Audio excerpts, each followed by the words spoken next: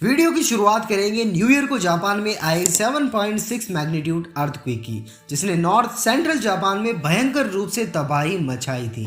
36,000 से ज्यादा घरों का पावर कट हो चुका है। 1.5 मीटर ऊंची वेव्स ऑलरेडी वैजिमा सिटी को हिट कर चुकी है।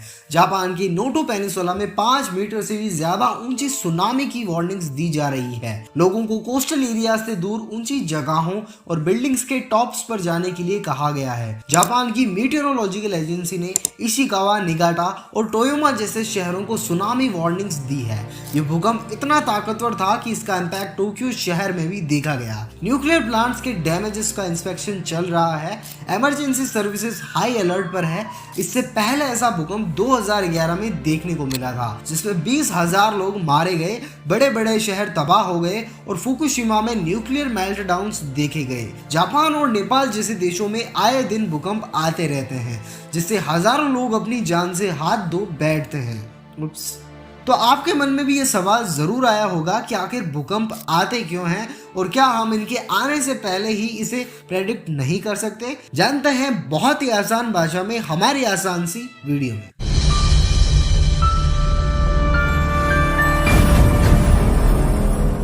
जैसा कि हम जानते हैं, हमारी अर्थ 4 लेयर्स से बनी हुई है: क्रस्ट, मेंटल, आउटर कोर और इनर कोर। इनर कोर का रेडियस 1200 किलोमीटर का है, जो अर्थ की रेडियस का 20% है। ये सॉलिड लेयर आयरन और निकल से बनी हुई है, जिसका टेम्परेचर 5500 डिग्री सेल्सियस है। दूसरी है आउटर कोर, जिसे मोल्टन आउटर कोर भी कहते हैं। ये 2200 किलोमीटर मोटी लेयर है, जो लिक्विड आयरन और निकल से बनी हुई है, जो लावा के रूप में पृथ्वी से बाहर आता है और यहीं से हमारी पृथ्वी की मैग्नेटिक फील्ड भी जनरेट होती है। तीसरी है मेंटल।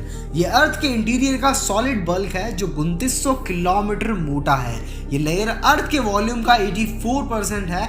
मेंटल के सबसे ऊपरी भाग को एस्थेनोस्फीयर कहते हैं, जिसके ऊपर ही टेक्टोनिक प्लेट्स फ्लोट करती है। और हमारी इस कहानी की हीरोइन टेक्टोनिक प्लेट ही है, जो कॉन्स्टेंटली मूवमेंट में रहती है। और आखिर में है क्रस्ट, जो 50 किलोमीटर गहरी है, जिस पर हम रहते हैं। टेक्टोनिक प्लेट्स जिनके ऊपर हमारी ये पूरी दुनिया बसी हुई है, वो हर साल 1 से 2 इंच तक मूव करती है। अब मूव करने में या तो ये एक दूसरे से दूर जाती है या फिर एक दूसरे के पास आती है, और अगर ऑलरेडी पास में है तो एक दूसरे से रगड़ खाने लगती है या फ्रिक्शन होता है। इसका रीजन है हमारी अर्थ के कोर की हीट के कारण कन्वेक्शन करंट्स जनरेट होते हैं और टेक्टोनिक प्लेट्स मूवमेंट में आती है। 3 मूवमेंट्स के एग्जांपल्स में सबसे पहला है साउथ अटलांटिक ओशन की टेक्टोनिक प्लेट्स एक दूसरे से दूर जा रही है। वहीं अफ्रीका से सोमालियन प्लेट भी अलग हो रही है। जब 2 टेक्टोनिक प्लेट्स एक दूसरे से दूर जाती है तो बीच में कई किलोमीटर गहरे ट्रेंच बन जाते हैं, और दुनिया का सबसे गहरा ट्रेंच मरियाना ट्रेंच भी 2 टेक्टोनिक प्लेट्स के दूर जाने से बना है। और दूसरे में इंडियन सबकॉन्टिनेंट यूरेशियन प्लेट के ऊपर पुश हो रहा है,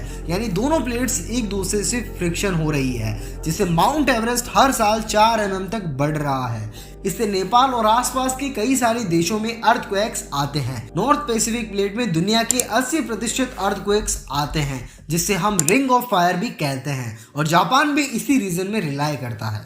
और इन टेक्टोनिक प्लेट्स के मूवमेंट्स के कारण ही अर्थ पर अर्थक्वेक्स यानी भूकंप आते हैं। जब टेक्टोनिक प्लेट्स के एजेस एक दूसरे से स्लाइड करते हैं तो फ्रिक्शन इन्हें स्लो कर देता है। इससे यहाँ पर एक प्रेशर बिल्डअप होने लगता है और लॉन्ग पीरियड तक स्टोर होता जाता है। और जब टेक्टोनिक प्लेट्स के मूवमेंट का फोर्स इस फ्रिक्शन को ओवरकम करता है तो क्रस्ट के सेक्शंस अचानक से ब्रेक कर जाते हैं। अब इससे जो प्रेशर लॉन्ग टर्म तक स्टोर हो रहा था वो सेस्मिक वेव्स के रूप में बाहर आता है।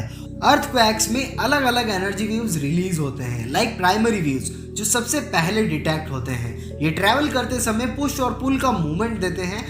दूसरा है सेकेंडरी वेव्स। ये वेव्स सिर्फ रॉक्स के थ्रू ट्रैवल करती है। और लास्ट में है सरफेस वेव्स, जो सरफेस के अलोंग ट्रैवल करते हैं और सबसे ज्यादा तबाही मचाती है। आई होप अब आपको अर्थक्वेक्स के आने का रीजन पता चल गया होगा। अब आपको बताते हैं इसकी मेजरमेंट के बारे में, जो रिक्टर स्केल पे की जाती है, जिसे हम रिक्टर मैग्नीट्यूड स्केल भी कहते हैं। इसे चार्ल्स रिक्टर ने 1935 में डिस्कवर किया था। 3 मैग्नीट्यूड से कम का अर्थक्वेक बहुत नॉर्मल होता है, इससे कुछ खास डैमेज नहीं होता और ये हमें फील भी नहीं होती। वही 5 से 7 मैग्नीट्यूड का अर्थक्वेक बहुत डेंजरस होता है और 9 मैग्नीट्यूड में तो अर्थक्वेक की ओरिजिन की जगह पूरी तरह से डिस्ट्रॉय हो जाती है। अब बात अगर रिकॉर्डेड ह्यूमन हिस्ट्री के सबसे बड़े अर्थक्वेक की करें तो वो 1960 में चाइल में आया था विद 9.5 मैग्नीट्यूड और भूकंप के तुरंत बाद कोस्टल एरियाज में जाइंट सुनामी आई थी। इंडिया की जियोग्राफी की बात करें तो देश की 59% लैंड अर्थक्वेक प्रोन लैंड है। अब आपके मन में ये सवाल जरूर आया होगा कि क्या हम अर्थक्वेक्स के पहले ही इसे प्रेडिक्ट कर सकते हैं?